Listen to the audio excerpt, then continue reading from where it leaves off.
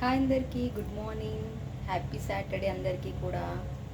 ఈరోజు మా వంటల లొల్లి ఏంటంటే, ఇక్కడ రాత్రి అన్నం చాలా మిగిలిపోయింది.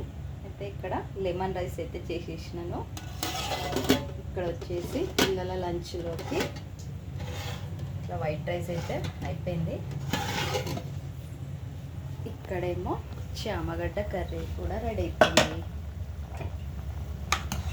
కొద్దిగా చింతపండు వేసిన అనమాట, కొద్దిగా దగ్గర పడాలన్నమాట. కొద్దిగా వాటర్ ఎక్కువ అనిపిస్తున్నాయి, అందుకే ఇది బాగా మసల పెడుతున్నాను అనమాట. కొంచెం దగ్గరకు అవుతుంది కర్రీ, అప్పుడే బాగుంటుంది కర్రీ. ఇక్కడ వచ్చేసి చాయ్ అనమాట. ఈరోజు మా పిల్లల లంచ్ అండ్ బ్రేక్ఫాస్ట్ అయితే ఇంతే. నా వీడియోస్ కనుక మీకు అందరికీ నచ్చితే ప్లీజ్ లైక్ చేయండి. ఉంటాను మరి, బాయ్ అందరికీ.